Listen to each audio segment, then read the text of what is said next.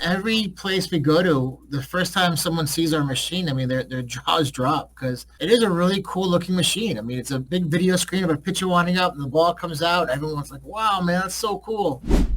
Hello there, it's Rick Nusky. This is the My Future Business Show. I hope you're doing really well. It's so great to have you back with us, joining us on the show. And if you're here for the first time, welcome. Not sure how you found the show, but I'm so glad that you did, because today you are in for a treat. Now, I'm an avid sports person. I love sports of all kinds, so this is a really great time for my background, and we're going to explore some amazing topics with the wonderful Mr. Adam Battersby. Welcome to the show, Adam.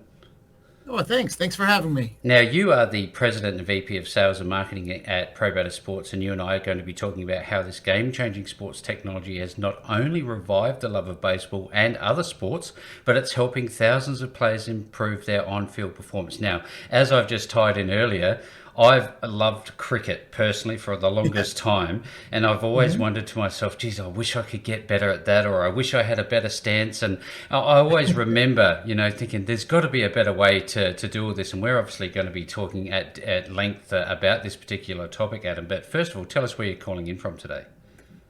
Yeah, I'm calling from Milford, Connecticut, which is right outside New Haven, where Yale University is. Fantastic. Is that home for you, or do you travel there for work? How does it work for you? Yeah, I actually live about 30 miles south in Norwalk, Connecticut, which is about 45 miles north of New York City. What do you like about the place where you live? What do I like about it? Yeah.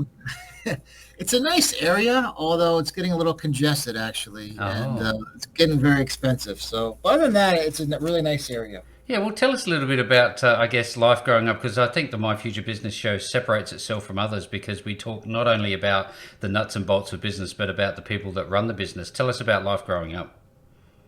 Yeah, so growing up, I was always a big sports fan. My father was always my baseball coach, which was pretty cool. He always, trying to teach me, all about baseball, all about technique and all that stuff. And growing up, we also had a batting cage in our backyard with a generic two-wheel pitching machine. And that's kind of where this whole ProBatter idea came from, in the Yes. backyard heading against that pitching machine. Yeah, well, it's Greg's your father, isn't it? That's his name? Yes, Greg. Yep. So I know he had a lot of involvement with ProBatter, and I'd love to talk about that momentarily. But who are other people in your life that do you think, I guess, in those formative years had an impact on you, who were influential in your life? Do you have people like that? Uh, yeah, I mean, I would say definitely both my parents. They're always there for me growing up, which was very nice. I would say a lot of my sport coaches. There's a few really good coaches I had growing up, especially in high school, that taught me a lot of good life lessons, and I think they were definitely a big part of who I am today. There's a lot of, I guess, separation about the My Future Business Show and the way we approach it, Adam, in terms of giving new and up and comer startups and entrepreneurs, those who want to be like yourself. Tell me, is it important to have people around you that you can learn from, mentors and things like that? Do you think? Yeah, absolutely. Yeah, Hmm. Yeah. yeah. I mean, yeah, I would surround yourself with as many, you know, with as many people as you can, especially fellow entrepreneurs. There's people who've done very well for themselves. Um, Positive people. Yep. Definitely, yeah, 100%. Did you ever have days where you thought, "Oh wow, this is getting hard, and I don't know if I can do it"? What do you say about mindset? You gotta just basically work through it. I mean, there's days like that always come around, Mm. and it's not uncommon, and you gotta just work through it and remember and remind yourself of why you started, and usually the next day or after a good night's sleep, it's it's back to normal. So it's tough. I mean, running a small business is definitely tough, especially in this day and age with parts and expenses and all that stuff. But you got to remind yourself why you started. Yeah, absolutely. Great feedback. Thank you. Now, you just touched on sleep, and I think about routine, and I think about how important it is for me to get a good night's sleep. Are you an early riser? I am up at 5 a.m. Monday through Friday, and then I sleep in to about 6:30 on the weekends. Yes, beautiful. I love it. Now, what happens on a day like today? What's a typical work day look like for you? Yeah, so like I said, up at 5 Yep. at the gym, get a good sweat in early, then come home, help get the kids ready for school or camp, and then I usually get in around, just say, usually about 9, just because I have to drop the kids off, and then go through emails, go through reports, sales calls, put out any fires, Yep. see how everything else is going in the business, and then it's always something else comes up from there. Yeah, isn't there just? No, I always think about the 80-20 rule. I think what are the top 20 things that any entrepreneur should be looking at during their day? And please don't say email. Unfortunately, email's always there. It's always there, isn't it? Yeah, you got to be looking at the future and the present, and remind yourself where you are, or see where you are, and remind yourself where you have to be and what you have to do to get there. And Yeah. I constantly make lists. I constantly go back to my lists, and see how close I am and what I accomplished, and hold myself accountable. And that's what you got to do. You know, when I was growing up, I remember walking around the suburbs and trying to make some money, and I would do anything from selling cookies to washing cars and mowing lawns. What was your first entrepreneurial experience? Well, my first job, let me see. I think it was I was making bagels. Bagels. Wow. Called Brewers Bagels. They were excellent bagels in high school. Yeah. What do you think you've learned? You know, what's the one big thing you learned just about being an entrepreneur? Do you think? It's tough. It is a long day. You're very scattered. You're very scattered. I mean, one day, for example, this week I just got a call from a guy coming down from Canada to see machines, and then you got to scramble, get all your stuff done before that because it's going to take a lot of your time. You got to clean the office. It's just, you're all over the place. One day you're cleaning toilets, the next day you're answering phones and talking to Major League Baseball general managers. It's just your Yeah. day always changes, and you gotta be flexible with that. It's a crazy business model. I love it. I've looked and researched quite deeply into ProBatter and all the wonderful things that it's doing. Now, I'd love to go back to, I guess, the genesis of your journey, especially when it comes to your father, Greg, because I know he helped you improve not only your game but also the ProBatter business. Would you mind talking a little bit about that part of your journey? Yeah, so basically, I'll tell you how it started. So it started, in our batting cage growing up in our backyard, and we had a two-wheel pitching machine. Yep. It's a Jugs two-wheel pitching machine, Yep. and the way it works is, you hold the ball in your hand, you raise it up so the batter sees, and then you drop it in the wheels. Sometimes the ball goes through smoothly, sometimes it doesn't. So sometimes it's hard to time the ball coming out right. Yep. And then when you want to change the pitches from, say, a fastball to a curveball, you have to adjust the dials, which are the wheel speeds in the pitching machine. You have to tilt the pitch head of it. You have to test pitches. So at that point, you know what's coming. There's no guessing. You know what pitch is coming, Yep. and you have to simply just know where to put your baseball bat to hit the ball. You don't Hmm. learn basically how to improve. So from there, we took it one step further. We came up with a three-wheel pitch machine with more realistic breaks and curves, created a whole pitch database, and controlled the pitching machine by a big color touchscreen. So you have 10 different pitches, any speed from 40 to 100 miles an hour, any location inside and outside the strike zone. You can do sequences, you can do repeat a pitch. And that's what basically started. And then me and my dad originally started it. I was in college, graduated in 2001, and then started off in sales, and then worked my way up to running it, which has been a fun journey. I bet. Now I remember, like I mentioned earlier, in indoor cricket training when the weather was bad, you still had the ability to use this machine, but all it was, in my experience, was two small tires, and you'd Yeah. shove a ball in between it. And I thought to myself, inherently, this is unsafe. Now, with your system, clearly there's none of that exposure. Would that be fair? Yes, so there's a big video screen in front of the pitching machine. Hmm. It shows a whole video windup of a pitcher or a bowler for cricket, run up or wind up before the ball comes out of a small hole in the video screen. So the machine's all protected by that video screen, and yeah, and it's a three-wheel pitching machine, like I said earlier. So it has a little bit more. It's more sophisticated than the two-wheel machine. It allows for Absolutely. better breaks and curves and more realistic pitches. Now, I know that the ones that I used to use, nothing like your proprietary system, they weren't too portable. Tell us a little bit about the portability and the types of sports that can benefit from this. Well, the machine actually is not very portable because it's kind of heavy and there's a barrel feeder attached to it and a video Mm-hmm. screen and all that stuff. But we are now coming out with more portable machines because the newer model is a lot smaller.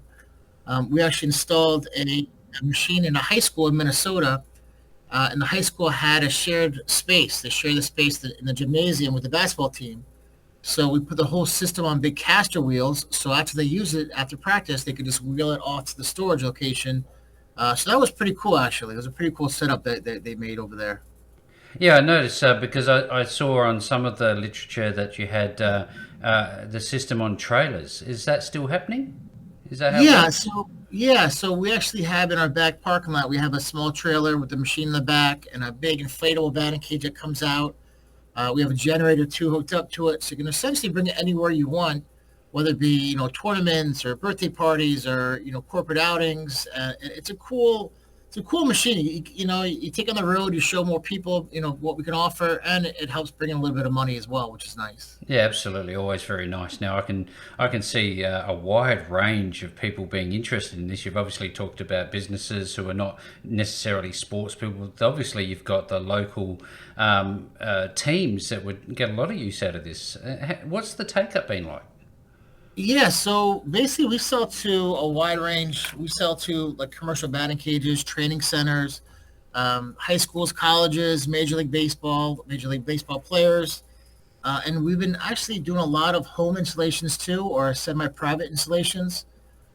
Sometimes people put it in their basements. Sometimes people put it in their factories if they have extra warehouse space. So that's been a nice little market for us. So what? Coming back to the pitches you were talking about, you talked about the 10 different types of pitches, or I don't know, is there 10? How many actual pitching types are there? Yeah, so we have 10 different pitches that we offer. So it's a fastball, curveball, changeup, slider, a slurve, cutter, splitter, sinker, and also a curve two, which is more of a 12 to 6 curveball, so it breaks more vertically, like a Kershaw curveball almost. So everything's covered from A to Z, you could say. Yeah, I mean, the only thing that we don't offer is a knuckleball just because it waffles so much, so it's kind Yeah. of hard to control it and pinpoint your accuracy like the other pitches. Yep. Knuckleball is a pretty wild pitch, though. Yeah, I know that from the video that I've seen promoting the product that you've had some pretty significant type of players using this and endorsing Yeah. it. Tell us about your relationship with those types of people. Yeah, so we have about 25 machines or sold about 25 machines to professional baseball, both major and minor leagues. Mhm. We've sold to a bunch of players, big name and smaller name players, which has been a lot of fun dealing with.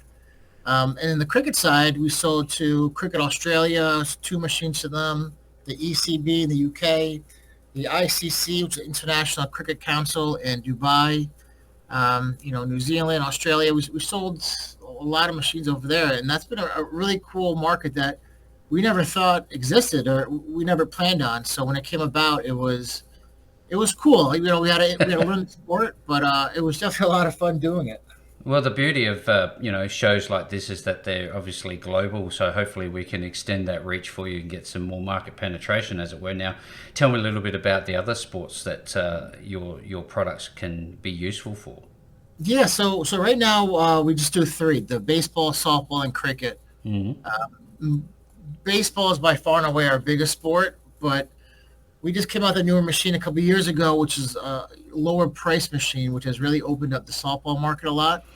Um, so those three sports are the main ones, but we have looked into other sports as well, and maybe down the road we'll look to exploring those sports a little bit more. There seems to be an opportunity for, I guess, an up and coming entrepreneur to sort of hire and lease this type of system. Would that be a good fit for somebody who's into sports?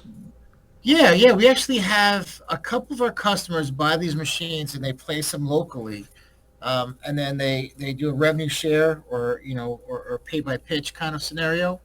So it's almost like an ATM scenario. You buy the ATM and then you place them all over. Granted, it is a little bit more expensive than an ATM, but it's Mm. definitely a good revenue source. You started out with your father with this idea, and you're taking it step by step. What's it make you feel like when you see it being used out in the field, and to see the realization of a dream? It's pretty cool, to be honest. I mean, every place we go to, the first time someone sees our machine, I mean, their jaws drop because it is a really cool looking machine. I mean, it's a big video screen of a pitcher winding up and the ball comes out. Everyone's like, "Wow, man, that's so cool." So it's been wild. And then some of the bigger name customers, that's been really cool too when you see them hit against it, and it's been a fun ride. It really has been. No, I know that the screens, at least the ones I saw, they probably would have been DVD initially when you started out. How has that technology improved? Has it gone to 4K, 8K, whatever pixelations they're using now? How clear is the image on the screen? Yeah, it is pretty clear. We do have to update our videos because some of them are a little bit on the older side, Mm. which would mean nicer new videos. But basically, I mean, the projectors. When we first started, the projectors were like 2,000 lumens, and that's the brightness. And it Yep. was like $2,000. And just like computers, they get cheaper and better, as years go on. So now we're using a 4,500 lumen projector for $1,000. So it's crazy how they're getting better and cheaper.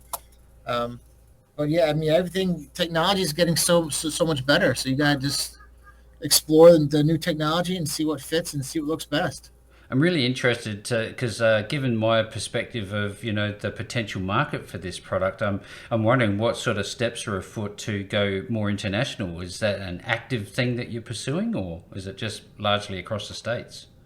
Yeah, I mean, yeah, we have maybe about 50 machines international, Mm-hmm. maybe a little bit more around there. We have a lot in South Korea, and then a decent amount in Canada, and then from there, they're spread, all across the world. But we're always looking to expand. So we're always actively looking, at different Well, markets and how we can grow. if there's anybody on the call today who's interested in this sort of thing, we're going to be sharing the details with you a little later on in the show, where you can find ProBatter and all versions of it. Now, tell me a little bit about the support network behind this, because presumably along the way they'd require maintenance and somebody to look at them and support them. How does that side of the business work?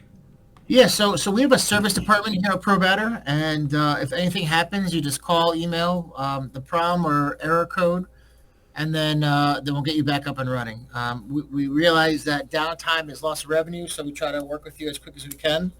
Um, and also Zoom calls. A lot of times we set up a Zoom call to get some eyes on the machine to see exactly what's going on, which helps us better understand the problem, and it enables us to fix it quicker. Yep. For international customers, we always recommend spare part, like a spare part kit.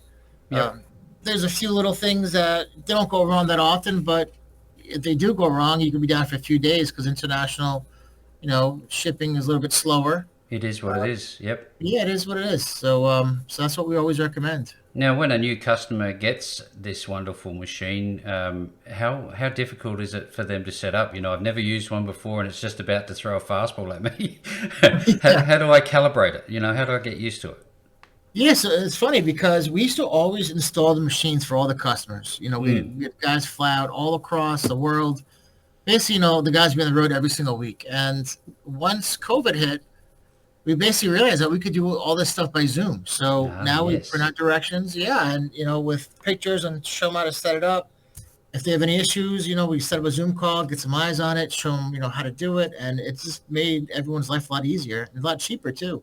Fantastic. Yeah, no, that's the way to go. Efficiency is the key. Now, Yeah, is your PX3 the top of the line? Which one's the it top of the is. line? Yep.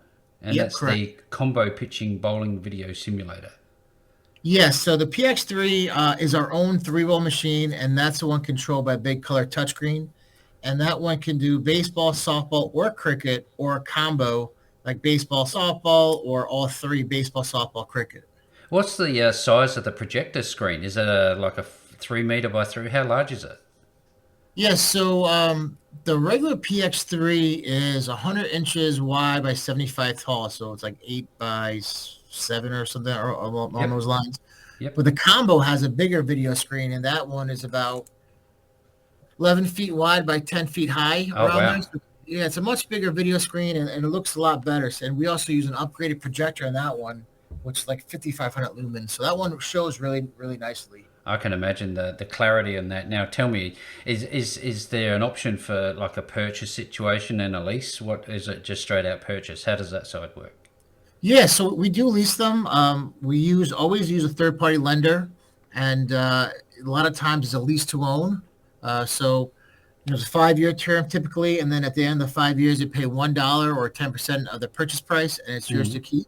Mm-hmm. So we do a decent amount of leasing. Also, we always recommend trying your own bank as well, because a lot of times your own bank will have a lower rate and a quicker turnaround just because of the banking history you have with them. Yep. Um, yeah, but we could definitely do both. Yeah, fantastic. Now, I know that different sports have different styles of balls, but you have one proprietary ball that you use in your system. Is that correct? Yes, well, for baseball, there's two that we recommend. One is a leather baseball with Kevlar lower seams, Mm-hmm.